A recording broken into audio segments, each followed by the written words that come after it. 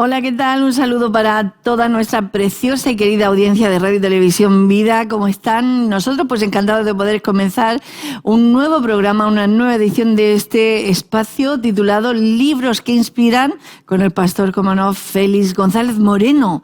Está aquí a mi lado y encantada de poder saludarte. ¿Cómo estás? Pues un placer y encantado yo de poder gozar de vuestra amistad y de vuestro trabajo. Y aquí estamos con todos los libros que ha editado el pastor Félix. Sí. Y faltan algunos todavía, ¿no? Y faltan algunos, manuscritos, ¿no?, que tenemos.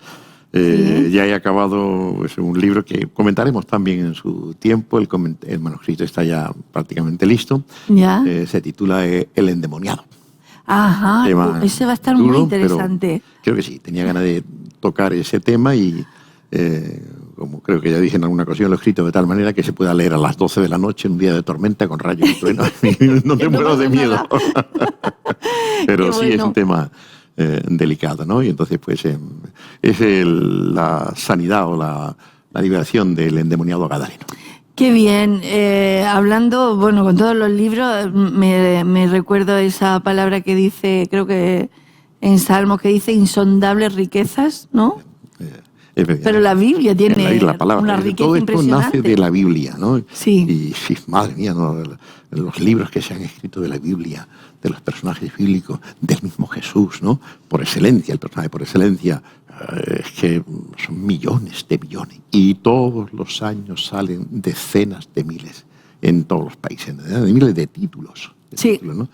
Entonces sí, es verdad, la palabra de Dios es insondable y esta Biblia es algo maravilloso. Siempre inagotable. Nos cautiva, sí, con nuevas ideas, con nuevos pensamientos, ¿no? Y la verdad es que es un placer. Yo me siento enormemente privilegiado por poder estudiarla y tener el tiempo y los medios para dedicarme a su estudio en profundidad, que es lo que me gusta, ¿no? Y sí, la verdad es que sí, lo disfruto enormemente. Qué gusto. El libro que nos ocupa hoy, bueno, queremos inspirar a la audiencia con este libro que se titula El primer amor. Y este es el primer amor. Es una carta a Éfeso. Es la carta, una de las 7 cartas de la iglesia de Apocalipsis, ¿no? Es la primera de ellas, la que escribe Jesús a la iglesia de Éfeso. Está en Apocalipsis capítulo 2, versículos de 1 al 7, y es una carta a Éfeso. En aquella época pues era la perla de Asia. Y era la iglesia de Éfeso era también la más fuerte de toda Asia Menor, ¿no? Entonces ahí predicó el Pablo durante 3 años. Y desde Éfeso, él con su equipo misionero, que un equipo que tuvo en sus buenos tiempos 50 o 60 colaboradores, ¿no? Oh. Sí. Pablo nunca, excepto el primer, nunca predicó solo. Nunca fue por la vida en solitario. Siempre tuvo un equipo. Y el equipo Qué buen dato, ¿no? No, como dice la Biblia, hay del solo, ¿no? Exacto, ¿no? Y entonces, y con ese equipo él tenía la central en Éfeso, y de Éfeso pues iba predicando por las demás iglesias, ¿no? Colosas, Pérgamo, Filadelfia, Sardis, Tiatira, Esmirna. Y es bonito, ¿no? Es bonito. Y estas son las 7 iglesias de Apocalipsis, son las iglesias fundadas por Pablo, que en su tiempo el cabeza de estas iglesias era el apóstol Juan. Pues Juan llega a Éfeso posiblemente allá por los años 70, a principios de los años 70, ¿no? Cuando ya Jerusalén ha sido destruida por los romanos, entre los 68 y el 70, y Pablo desaparece también de esa escena y seguramente pues también muere ya por el 66. Las fechas no son exactas, ¿no? Yeah. Pero años más, años menos, ¿no? Pero muere indudablemente en el reinado de Nerón. Y Nerón pues, muere también por esas fechas aproximadamente, ¿no? Entonces son 7 iglesias muy especiales que pues de alguna forma, yo creo, hay diferentes teorías sobre el significado de estas iglesias. Algunos dicen que la iglesia de Éfeso es la iglesia del primer siglo, la iglesia de Esmirna es la iglesia de los 2 siguientes siglos, y así obviamente asignan un periodo de tiempo a cada iglesia. Bueno, es una teoría también. Pero yo creo que se trata de 7 iglesias que tienen características propias de la Iglesia de ayer, de hoy y de mañana.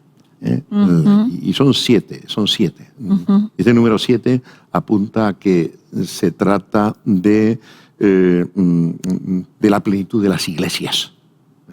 No 7 iglesias realmente, sino de la plenitud de las iglesias en el tiempo. Sí, el 7 simboliza eso, exacto, ¿no? La totalidad, ¿no? Sí. Y entonces, pues creo que eso hace, esto nos obliga a nosotros también, ¿no? A estudiar estas cartas con detenimiento, porque ahí vamos a encontrar virtudes y defectos que se van a dar en nuestras iglesias hoy también. Claro, yo siempre he pensado esto, que nos identificamos con estas 7 iglesias, con algunas cosas de... Efectivamente. ¿Verdad? Siempre va a haber ahí, como digo, virtudes y defectos que debemos conocer nosotros para nuestro propio bienestar, para no meter la pata, para saber cómo tenemos que proceder, ¿no? Claro. Y para aprender, porque es el Señor Jesús el que escribe estas cartas, ¿no? No es Juan, es el Señor Jesús. Juan es el instrumento a través del cual estas cartas van a llegar a los destinatarios. Lo va a poner por escrito, ¿no? Qué bueno. Este es el Apocalipsis, es Apocalipsis de revelación de Jesucristo, no de Juan, sino de Jesucristo. Amén, amén. ¿Cómo surge el escribir este libro? Bueno, pues este libro surge como ese plan mío de predicación, de escoger textos relevantes de las Escrituras y exponerlos para sacar de ahí pues el máximo de la riqueza espiritual que encierran para nosotros. Entonces, el proyecto, era escribir un librito de estas 150 páginas sobre cada una de las 7 iglesias. Esmirna la tengo ya también por la mitad, y Filadelfia lo terminé también en su tiempo, pero no está editado. No está editado tampoco. Y entonces tengo ganas, pero a veces no puede atenderlo todo. Pero sí, este es el proyecto, ¿no? Y nada, fue muy interesante, porque yo pues tenía ganas de, en fin, entré con mucha gana en esto. Y nada, yo pensaba que sabía lo que era el primer amor. El Señor Jesús reconoce a esta iglesia sus grandes virtudes, ¿no? Yo conozco tus obras y tu arduo trabajo y paciencia, y que no puedes soportar a los malos, y has probado a los que se dicen ser apóstoles y no lo son, y los has hallado mentirosos, y has sufrido, y has tenido paciencia, y has trabajado arduamente por amor de mi nombre, y no has desmayado. Pero tengo contra ti que has dejado tu primer amor. Buena cosa, ¿no? Bueno, pues yo pensaba que sabía lo que era este primer amor, y yo empecé pues a exponer cada domingo un texto, ¿no? Por ejemplo, pues empecé por el ángel de la iglesia. ¿Quién es el ángel de la iglesia? Después la iglesia de Éfeso, una descripción de las circunstancias históricas de aquella iglesia. Después la diestra de Jesús, el que tiene las 7 estrellas en su diestra, estamos nosotros en las manos de Jesús, ¿no? El Señor cercano, el que se mueve, y nada, y así, pero llego pues, al capítulo 9, el 8 tengo contra ti, y el 9, el primer amor. Y yo pensaba que sabía lo que era el primer amor. Sí. Y cuando llegué aquí me di cuenta de que no lo sabía. ¿Y qué pensaba que era el primer amor? A ver si es que... Bueno, pues yo tenía mi idea, que es la misma que me corroboran 22 pastores a los cuales pregunto en una de la convención de la UEB, a la que asisto, y le digo, oye, ¿qué es el primer amor para ti? Hombre, pues el amor del principio. El enamoramiento, ¿no? Es como cuando el novio y la novia, ¿no?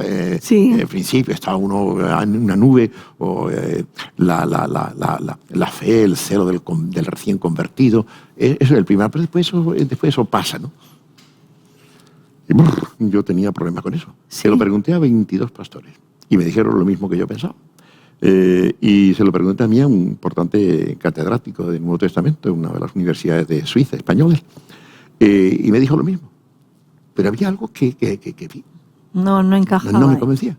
Y yo estuve, cuando llegué a ese capítulo para escribir sobre el primer amor, lo que era el primer amor, definirlo, pues 12 horas de trabajo, una semana trabajando en la predicación.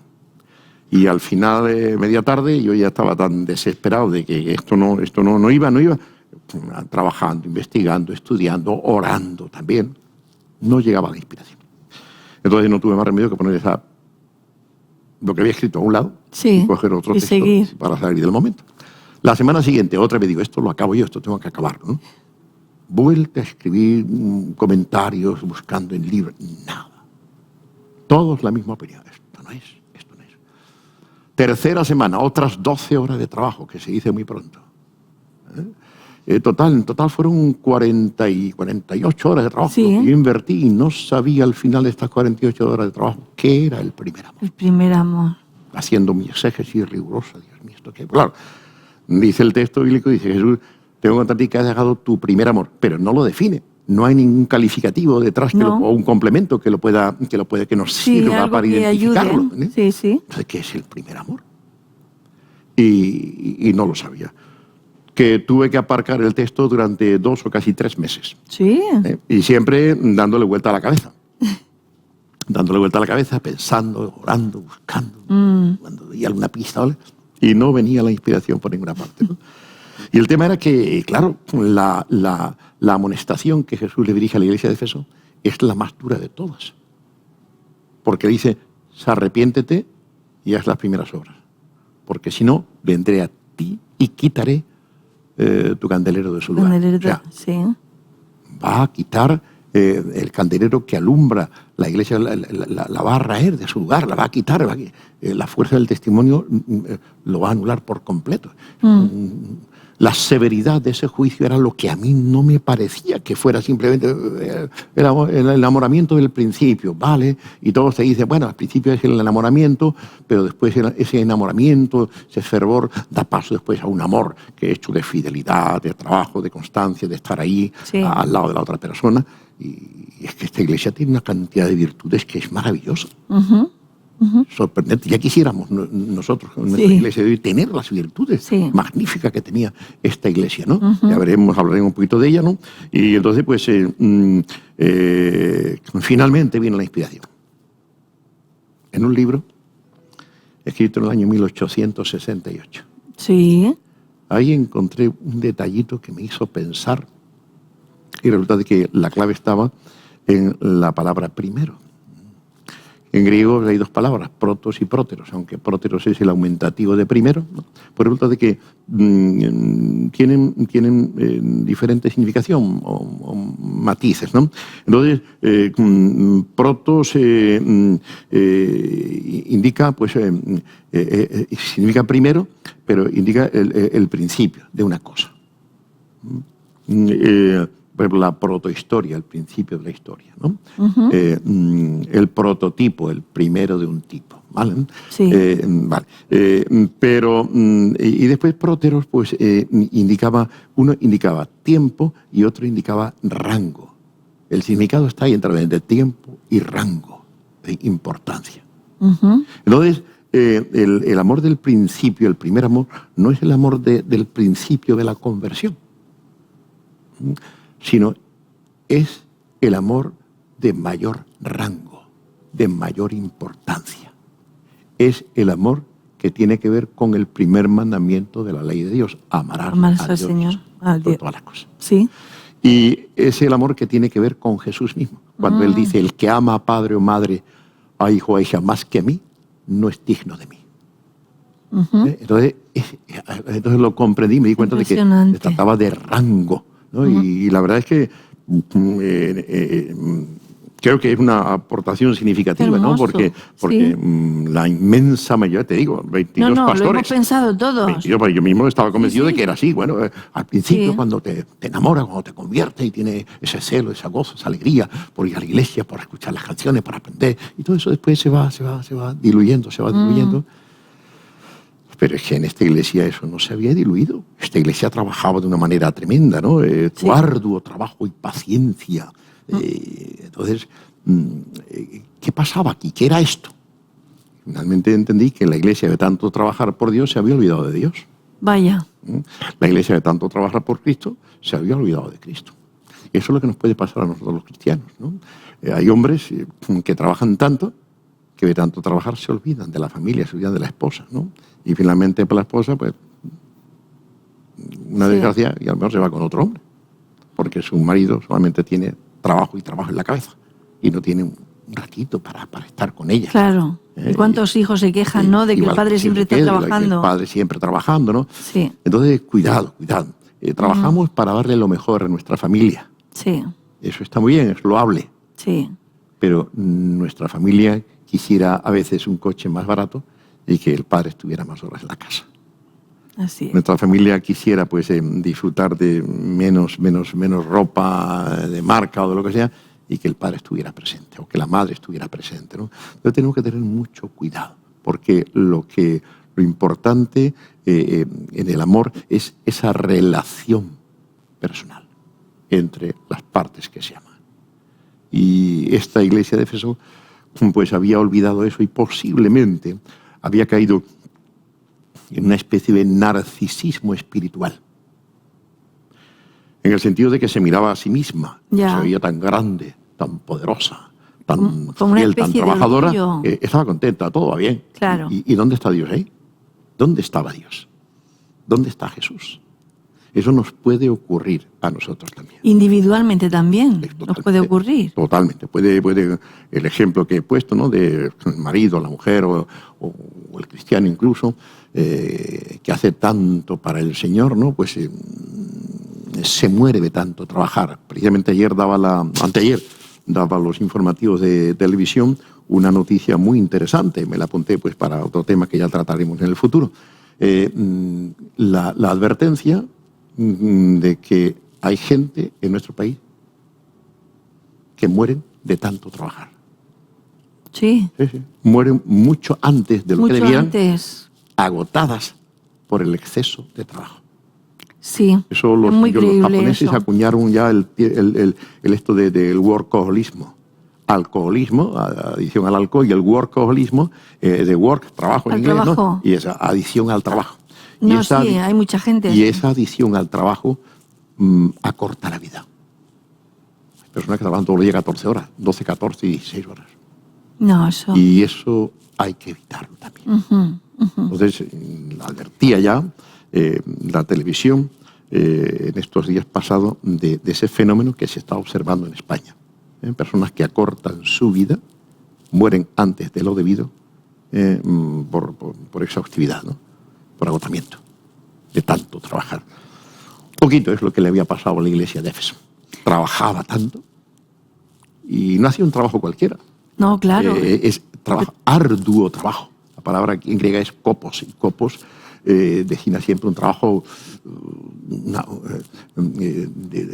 difícil, exigente, una brega bastante agotadora, ¿no? Ese es el trabajo que lleva adelante una iglesia. Uno puede estar en el campo recogiendo patata o lechuga, o en el taller arreglando coche o en la oficina, y es un trabajo también intenso, pesado. Sin embargo, Jesús mismo define el trabajo de hacer iglesia, de llevar la iglesia adelante, de predicar el evangelio como arduo trabajo. Conveniente que nosotros lo sepamos. Porque hay muchos pastores y misioneros y miembros de iglesia que se han quemado por tanto trabajo y a la vez escasez de fruto quizás también, ¿no? Claro. Entonces este es el problema aquí, y todo esto le pasó a esta iglesia. Tenemos que ser prudentes, ¿no? Y saber distinguir que antes que el trabajo incluso es la comunión directa con Dios. Claro, como aquella historia que cuentan de ese niño que era su cumpleaños y organizaron una fiesta, invitaron a todos los invitados, empezaron a llegar los invitados y el niño estaba allí en una camita guardado, y empezaron a poner abrigo, empezaron la fiesta y dijeron, ¿dónde está el niño? Se olvidaron del motivo por cuál era la fiesta, ¿no? Efectivamente. Y a veces nos puede pasar a nosotros así. Empezamos a servir al Señor y nos olvidamos del Señor. Tenemos tanto que trabajar y ya después oraré. Tengo que preparar esto, tengo que hacerlo, y ya después oraré. Y al final no se tiene ese ratito de comunión a solas con Dios, que es bueno, muy bueno, que es lo que al final te va a dar la fuerza para hacerlo. Y ahí está el demonio para impedirnos que podamos tener ese rato de comunión. Ese rato, Señor, ¿no? Sí. Y ahí está también nuestra propia negligencia. No podemos ser negligentes. Tenemos que poner los puntos sobre las íes, cada cosa en su lugar, asentar nuestras prioridades muy bien, realmente, para que no incurramos en el tema de la iglesia. Es una iglesia maravillosa, tremenda, Ahora podemos apuntar también pues eso en detalle, pero una iglesia que fracasó. Y fracasó al extremo y fracasó, pues fíjate, Pablo funda esta iglesia, comienza en el año 51-50, llega posiblemente a Éfeso a finales del año 52, principios del 53. Porque sabemos que estuvo en Corinto en el año 51, porque ahí está Galión, el procónsul Galión, toma posesión de su proconsulado en el junio-julio del 51. Ya. Algunos sostienen que del 52. Y Pablo estaba todavía en el 51, por tanto, allí en eso. Si tomó Galión el 25 de junio, parece ser que toma posesión, Pablo, cuando se despide de Corinto, dice que quiere que se va rápidamente porque quiere pasar la fiesta de Pascua en Jerusalén. Y efectivamente, de Corinto pasa a Éfeso, deja allí a Aquila y Priscila y él se embarca de nuevo directamente para Siria, para Antioquía, para Cesarea Marítima. Entonces ya ha abandonado Corinto pues en la primavera, puesto que en diciembre no se podía viajar por el mar. Desde diciembre, noviembre hasta febrero no se podía bajar debido a las condiciones marítimas. Pues Pablo en el 52, fecha más temprana, en Pascua en la Pascua del 52, está semanas antes, está todavía en Corinto. Llega a Jerusalén, pasa a visitar la iglesia de Antioquía, de Siria, posiblemente fue por tierra ahí, el viaje dura una semanita, y entonces significa que él tuvo que salir del tercer viaje misionero que vaya pues para Éfeso, a finales del 52 o primavera del 53, ¿vale? Está 3 años allí. 3 años. Pablo está 3 años en esa iglesia que responde al Evangelio de una manera maravillosa. Por tanto, estaríamos 52-53 más 3 años, y el otro año que él se va para Macedonia y visita lo que hoy es Albania y Bosnia y Herzegovina, o sea, Dalmacia e Ilírico, pues estamos ya 53. Y 3, 56. Y 1, 57. Claro. Y llega a Jerusalén 57, ¿vale? Pues entonces esto ocurre, la carta esta la escribe Pablo, de Juan, el apóstol Juan, allá por el año finales del 90, ya por el 95. Han pasado escasos 40 años. Escasos 40 años. Ha tenido esta iglesia nada más y nada menos que como fundador a Pablo. A Pablo, sí. Como pastor, a tiempo parcial, a Timoteo. Después ha tenido también, a partir de los años 70 y 80, ¿no?, al apóstol Juan de pastor. El apóstol Juan estuvo en Éfeso. Años. De allí lo envían a la isla. Fíjate tú lo que ha ocurrido en estos 40 años. En esos 40 años la iglesia ha alcanzado unas cimas fantásticas, pero a la vez en 40 años se ha echado todo a perder. En 40 años se ha echado todo a perder. Y esto es dramático. Lo que puede ocurrirle a una iglesia que ha tenido como maestro fundador a Pablo y como pastor a Timoteo y al apóstol Juan. En escasos 40 años. Vaya. Entonces, hoy en España pues hay muchas iglesias que tienen más de 40 años y otras que están pues a punto de cumplirlo. Debemos procurar que esto no nos ocurra a nosotros. No obstante, Claro, que debería haber dado otro fruto, ¿no? Claro, es que dice, arrepiéntete y haz las primeras obras. Vaya. Pues si no, vendré pronto a ti y quitaré tu candelero de su lugar, si no te hubieres arrepentido. O sea, que esto era lo que a mí me confundía, pero ¿cómo puede ser esto tan importante, ese primer amor que no es nada más que un fuego de paja, por así decirlo? Sí. Y entonces, no, el primer amor era algo más. Era el amor en rango. Primero en rango. Y esta iglesia amaba más su propia obra que a Dios, que al Señor. Este es el gran problema Qué peligro, que nos sí. puede ocurrir Es un hoy a peligro. nosotros. Claro, Sí, trabajamos en una obra tan inmensa y tan grande que no nos lo llegamos a creer, nos envanecemos Sí. de la grandeza de nuestra iglesia. Yo he escuchado hermanos que hablan con un orgullo de su iglesia, un orgullo que digo, madre mía, ¿no? Y sin embargo, el Señor no habla así. No. Podemos estar contentos con nuestra iglesia. Pero Ya. si tenemos que estar orgullosos de algo, es de nuestro Señor. El perfecto, Eso. el único perfecto. Dicen Si no, que no existe iglesia perfecta desde que entramos nosotros. que estamos nosotros ahí. Estoy yo, ya no es todo, perfecta. exacto, ¿no? Entonces, pues este es el caso. Yo creo que es un, Qué bonito es ese detalle. es el primer un amor, tema muy de poder interesante. Aquí entenderlo. naturalmente, pues lo explico con más lujo de detalles, ¿no? Y yo pienso decir, las personas que solo han leído el libro les ha gustado mucho, ¿no? El libro ya lo edité, fue aquí pues en 1900, vamos a ver, esto fue editado en el año 2000, de ahora 21 años. 21, ¿no? 21 claro. años, pero su vigencia es tal, está escrito en un lenguaje moderno, ¿no? Y Totalmente. procuro que las anécdotas con las que trabajo sean anécdotas de la vida real, muchas pues que me han ocurrido a mí, y que tengan pues persistencia en el tiempo, que no intento escribir de una forma pues atemporal, como hace, entre otros Spurgeon, el famoso predicador bautista, que todavía estamos que leyendo sus todavía estamos leyendo devocionales. libros y hasta la eternidad estaremos, cuando Pero, el Señor estaremos meditando. ¿Por qué? Porque pues Muy un tema lo actuales, hizo muy bien sí. y pueden esos libros usarse hoy también con todo tranquilidad, porque hablan al día, ¿no? Para eso pues hay que evitar pues no contextualizar demasiado en exceso, sobre todo por los...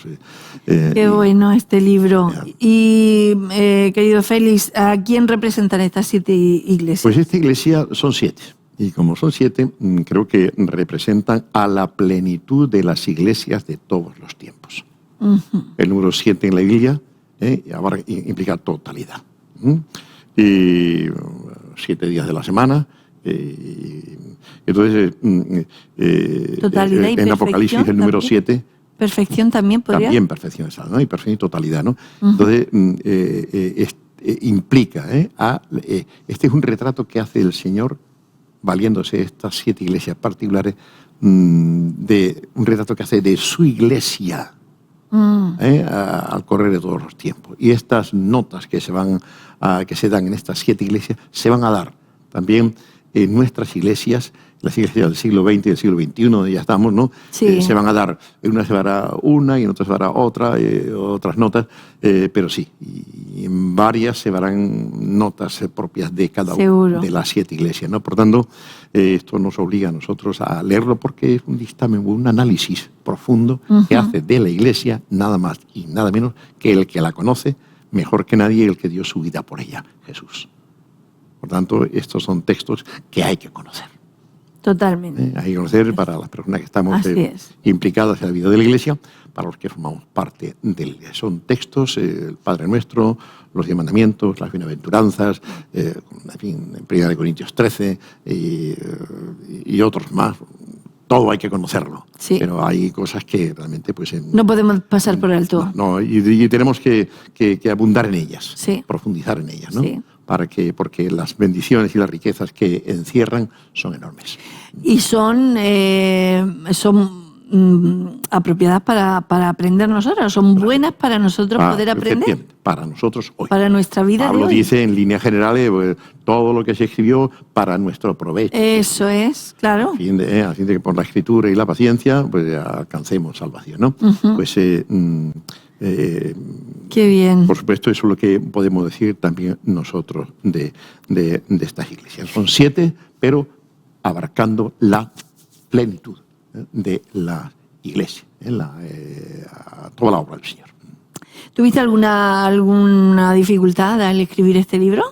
Bueno, la gran dificultad fue precisamente esa, ¿no? La de el primer amor. ¿Y esto qué es? Sí. Es el primer amor, ¿no? Ahí se quedó. Y ahí me quedé parado, pues, como te digo, de casi 3 meses. Después de haber trabajado durante 4 semanas, 12 horas cada semana, Y nada, y al final, rendido, digo, Señor, no sé lo que es esto, ¿no? Yo no quería continuar porque si después, o sea, dejarlo aparcado, ¿no? Porque echarlo a un lado, porque después un texto, yo mismo estaba muy entusiasmado con lo que yo estaba, con el conocimiento que yo estaba adquiriendo personalmente de todo esto, de este estudio, y es una pena que esto se quede ahí, porque lo puse al lado, pero no quería, porque es que necesitaba también el significado del primer amor para continuar en la exposición.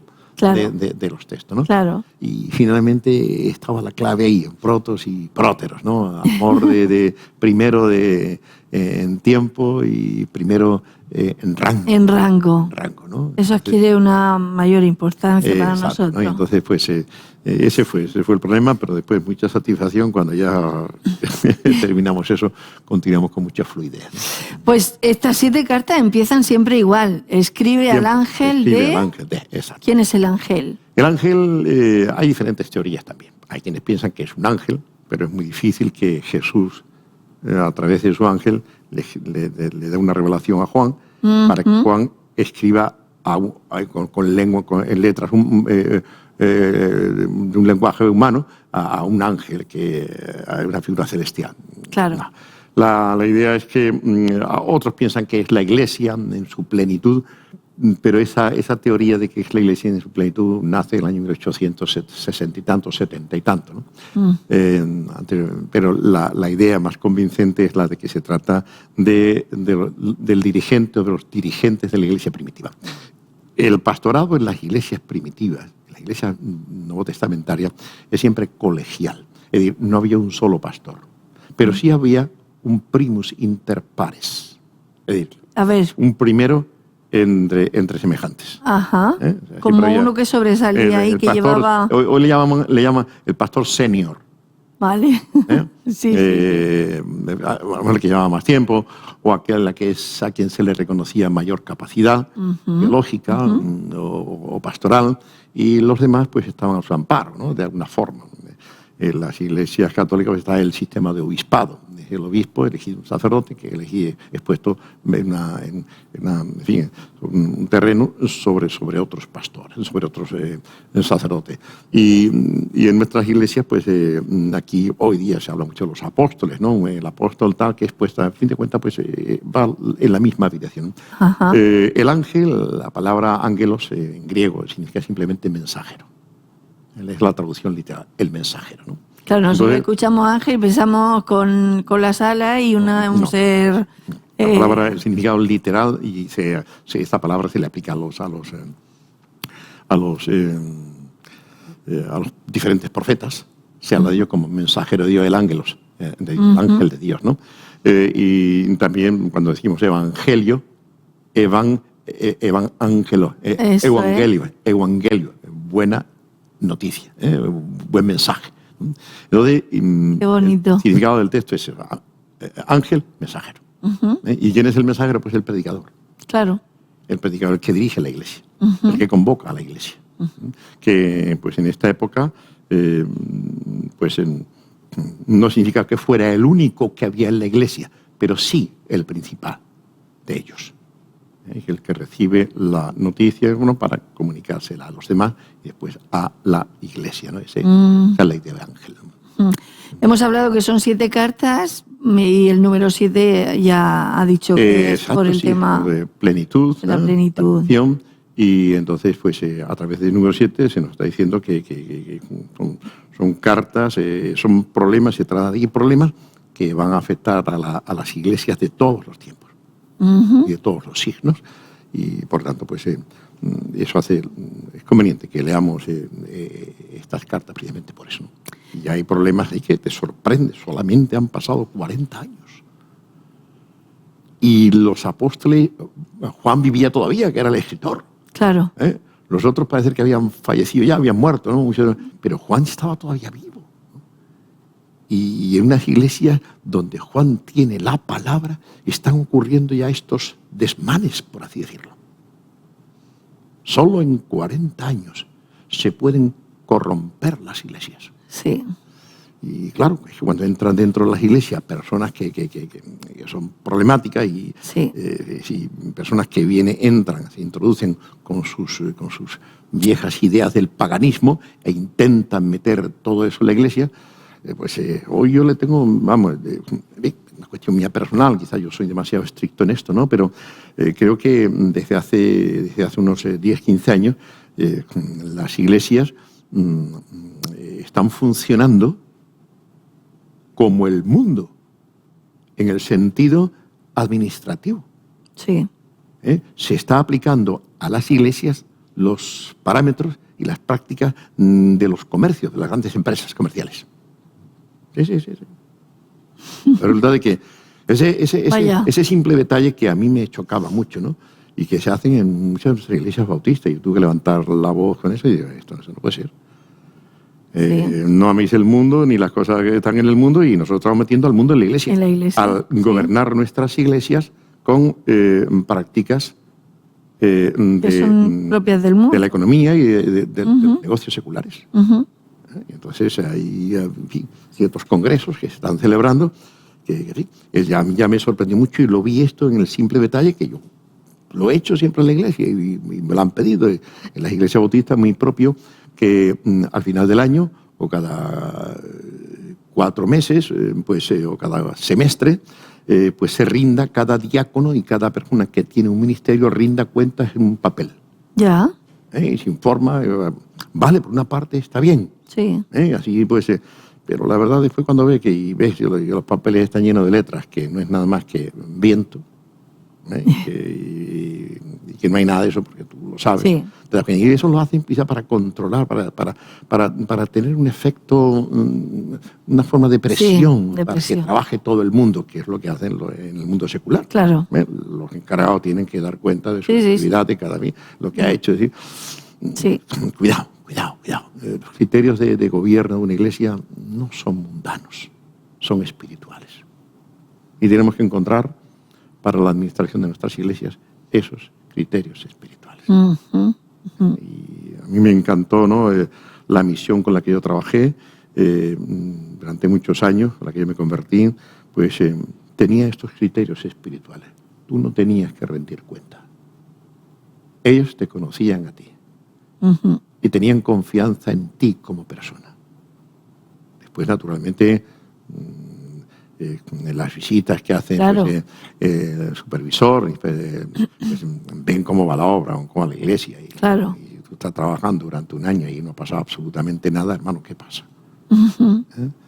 Pero esos informes por escrito con esta severidad, eso es más propio, a mi juicio, del mundo de los negocios.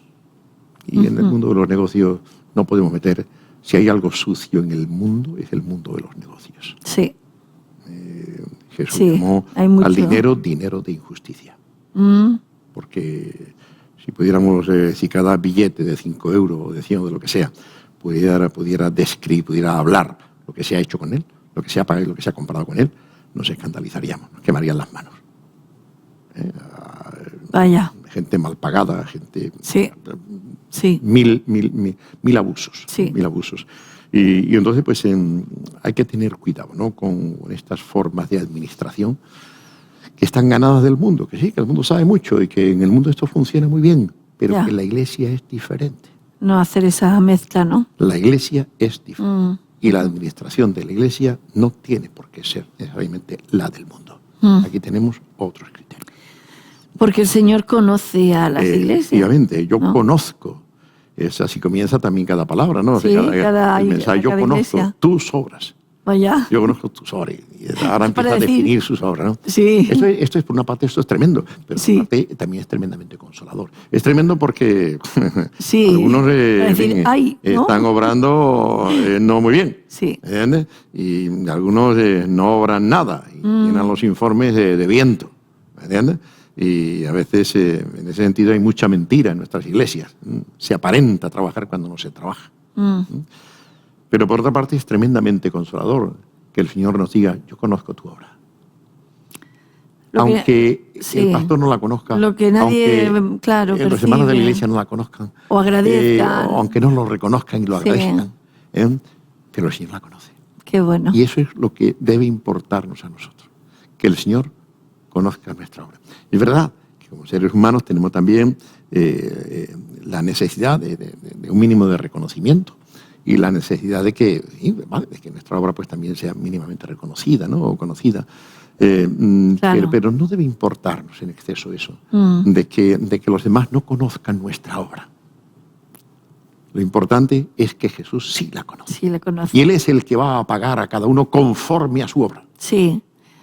Yo me imagino al Señor apuntando las obras de. Él tiene tremenda de tal inteligencia día y lo tiene todo apuntado ahí en la cabeza. No se le va. Claro, yo a mi corto, ¿no? Sí. Me imagino. Tienen unos ordenadores en el cielo que funcionan mucho mejor que Google y la nube esa, que es la que enviamos nosotros la información.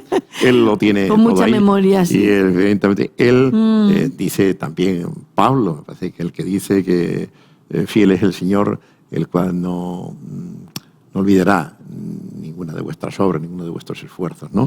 Y entonces eso debe consolarnos a nosotros, debe motivarnos para trabajar. Yo conozco tu obra. Tuve en Alemania un caso también cuando empecé a trabajar con 17 añitos, ¿no? Pues claro, yo 17 añitos trabajando ahí con gente en aquel almacén inmenso, ¿no? Con gente de distintos países ya, gente, perros viejos, ¿no? El mundo del trabajo. Bueno, yo trabajaba y finalmente no había reconocimiento a lo que yo hacía, ¿no? Y si me veía un poquito parado, el encargado. Ya. Pero con el paso del tiempo, como yo era auténtico y hacía mi trabajo muy bien, pues finalmente salió a colación, salió a luz quién era el responsable de esos buenos trabajos. Vaya. Y quién era el que trabajaba, ¿no?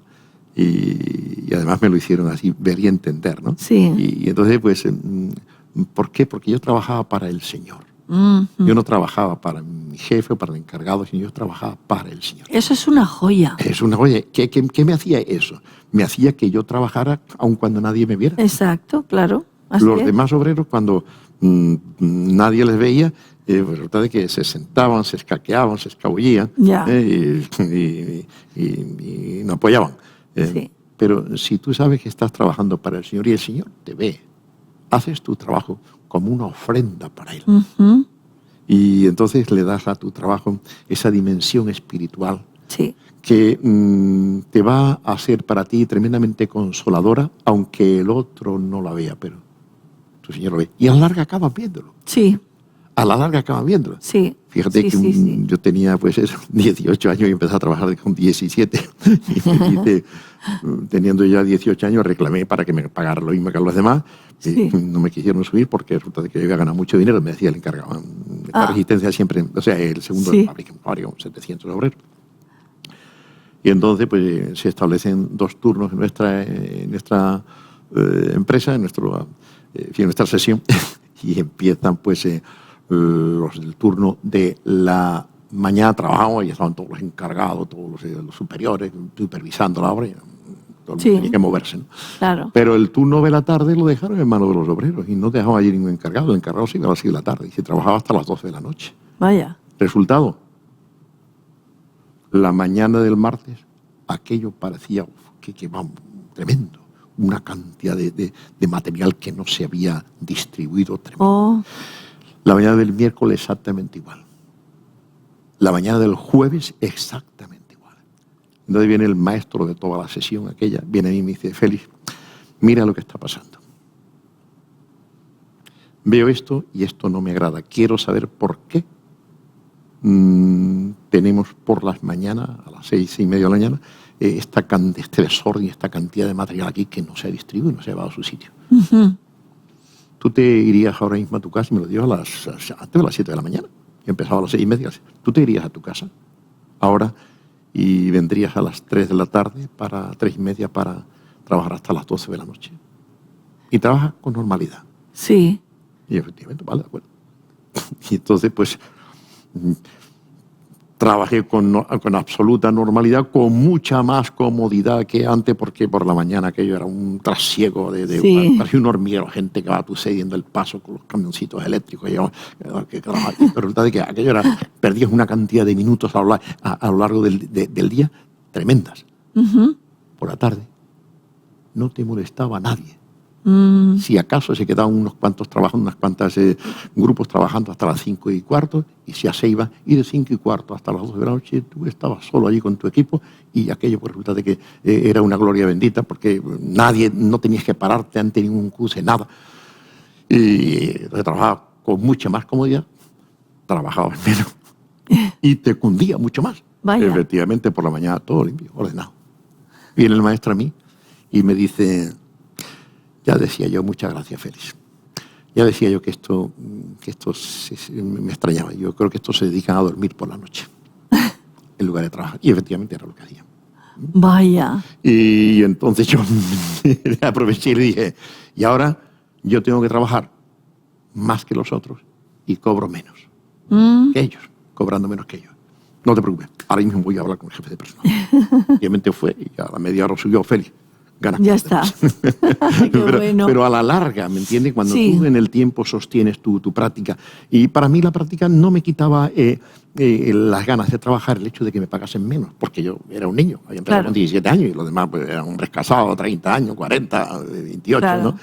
Y finalmente pues así era. Yo había empezado a trabajar como estudiante, pero después nos empicamos pues, para comprar coche y demás, y entonces nos quedamos trabajando más tiempo, y ese es el caso, ¿no? Al final se conoce quién es el que trabaja y quién es el que no trabaja. Eso no se puede esconder.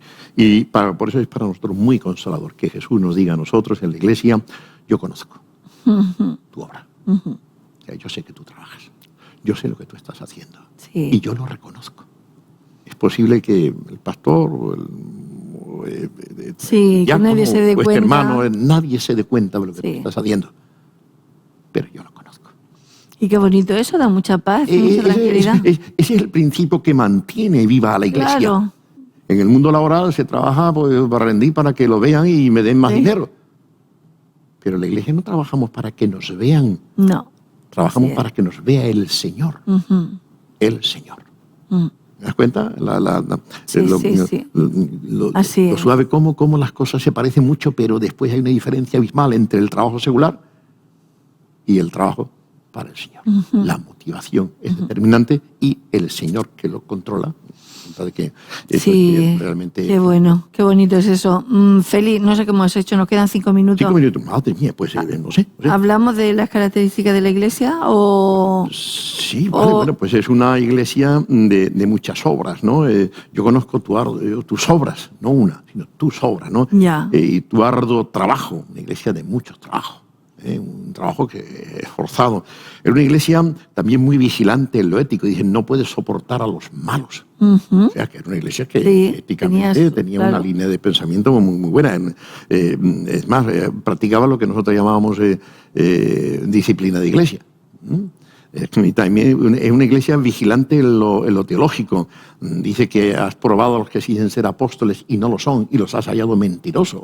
Una iglesia que en la doctrina estaba vigilante también, no admitía todo lo que fuera, y admitía a quien quiera que viniera con sus ideas particulares. Eso es un problema hoy en día, pastor. Hombre, es que a veces se permiten el acceso a las iglesias y a personas que traen unas deficiencias, y hay personas que quieren que te piden el púlpito. Me lo han pedido mucho, el púlpito. Y ni éticamente están capacitados para ello, ni tampoco doctrinalmente. Y entonces, pues, darle el puño, sí, es desagradable. Uno tiene que decirle, bueno, hermano, espera un poquito más, por favor, fórmese un poquito mejor. No te lo aceptan, no te lo entienden, ¿no? Y cuando alguien te pide el púlpito, eso ya es un problema. Eso ya apunta a un problema. Porque eso no se pide. Quiere protagonismo. Claro. Eso ni se pide estar en la alabanza, ni se pide estar en lugares que se reconocen, ¿no? Y es una iglesia que también tenía una vigilancia cristológica muy grande, porque dice, y has trabajado por amor de mi nombre. O sea que a Cristo le importaba a esta iglesia. Y lo que lo hacía también por el amor de su nombre, ¿no? Sí. Pero, sin embargo, a pesar de todas estas excelencias, yo tengo contra ti que has dejado tu primer amor. Tengo contra ti es terrible, en el versículo 4, pero tengo contra ti pero es terrible. En la Biblia ahí aparecen estos peros en varios lugares. indica que falta algo. Y entonces esto es terrible, que se le diga algo, sí, está muy bien, pero, madre mía. Y cuando el Señor te dice, tengo contra ti, pues tenemos que ordenarnos rápidamente. Porque si el vecino tiene algo contra ti, eso está mal. Si un compañero de trabajo tiene algo contra ti, está mal. Pero si es el encargado o es el dueño el que tiene algo contra ti, ve a solucionarlo inmediatamente porque te juegas el puesto, claro. Y este es el caso. El Señor tiene algo contra en su iglesia, ¿no? Y es que has dejado tu primer amor. Lo has dejado. Por negligencia. Por dejadez. Por dejadez. Por falta de vigilancia.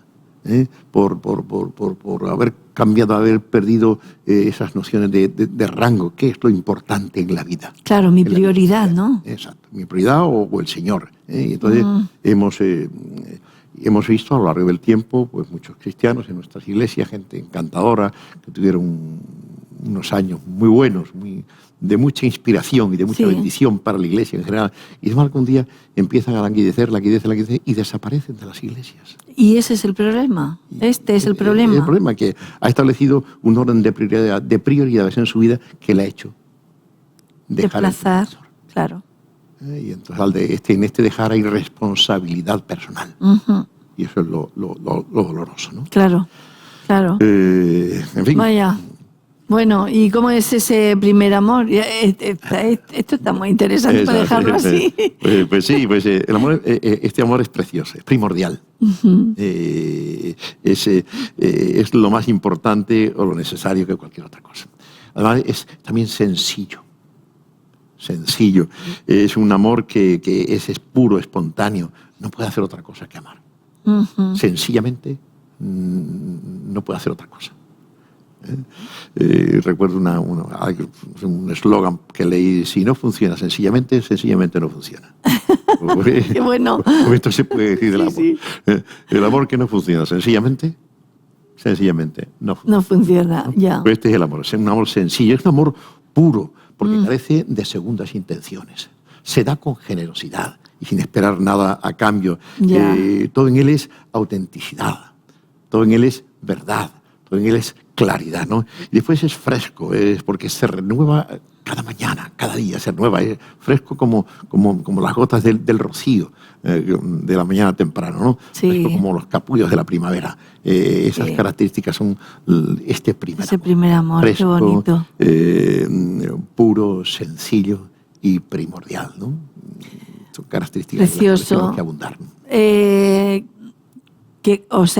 ¿Cómo se acaba dejando ese primer amor? Pues lo que hemos dicho, se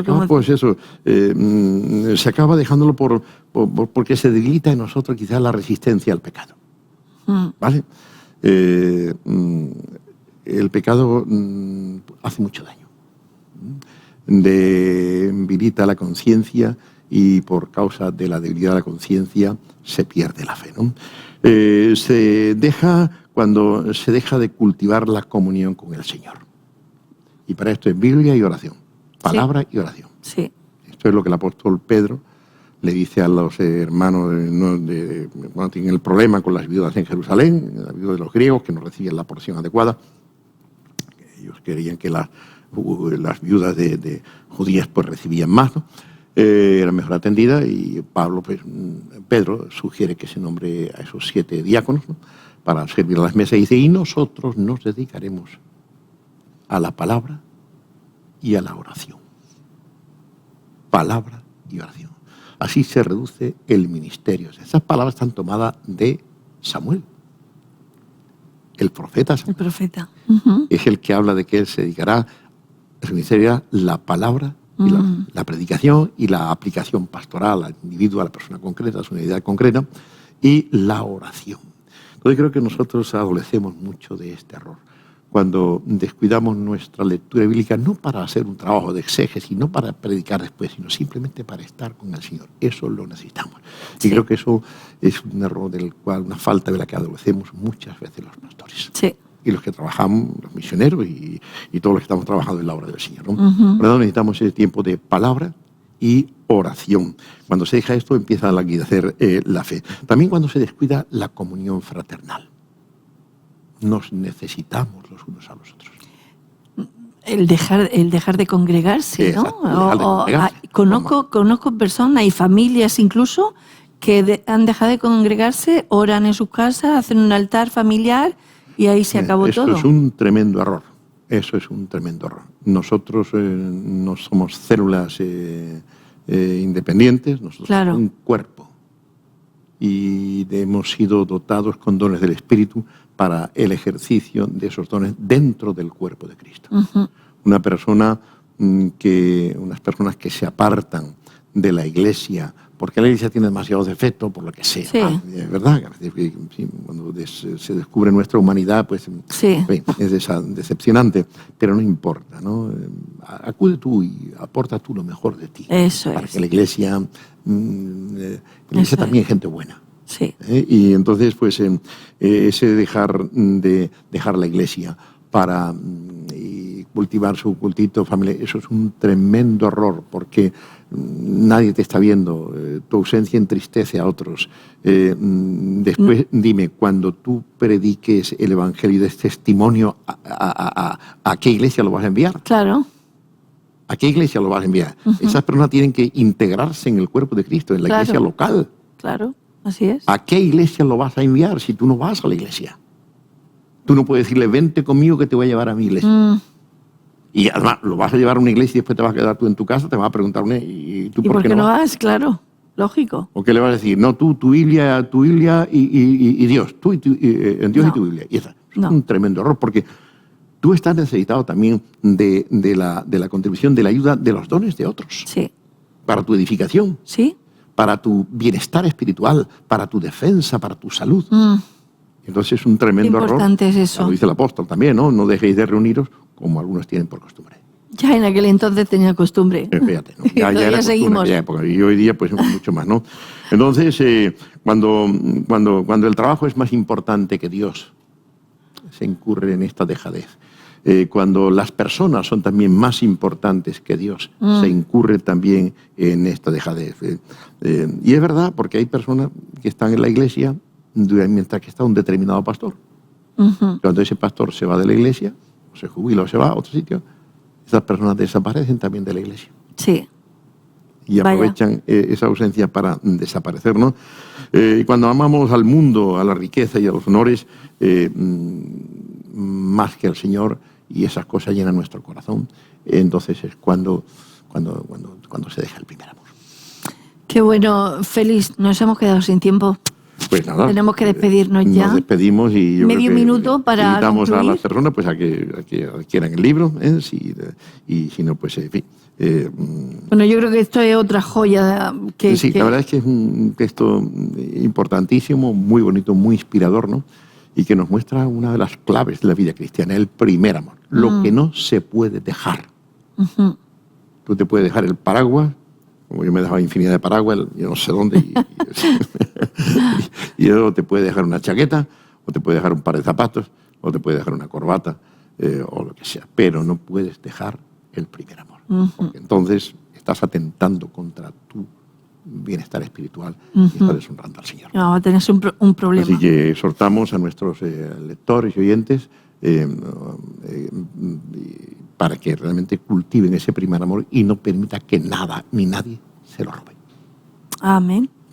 Amén. Pues nos quedamos con este libro. Si lo quieren adquirir, ya saben, pues a través de Radio y Televisión Vida, o sí, le ponemos en contacto con el pastor, o nosotros se lo conseguimos. Bueno, ¿sí? Llamándome a mí al teléfono, aquí nos llamáis y ya está, ¿no? Sin problema. Con el teléfono particular 679 28 64 93. O aquí. Pues hasta aquí llegamos en Libros que Inspiran. Es apasionante. Estaríamos como una hora más hablando de este libro ahí. Hay para hablar tanto, ¿verdad? Pero nos quedamos sin el tiempo, querido Félix. Imagínate que tiene, me parece, 23 o 26 capítulos, ¿no? Sí. Tiene el libro, pues, 17 capítulos. Cada uno ponle nada más que 10 horas de trabajo, son 170 horas de trabajo. Bueno, 170 horas van aquí. 170 horas como mínimo. Vaya. Pues una joya. Entonces, pues, aquí, que podemos disfrutar en este tiempo. Muchísimas gracias, querido Félix. Un placer. Gracias a ti y a vosotros aquí. Amén. En la televisión y esta radio que tanto bien está haciendo a nuestro entorno. Muchas gracias. Un abrazo hasta que llegamos en Libros que Inspiran.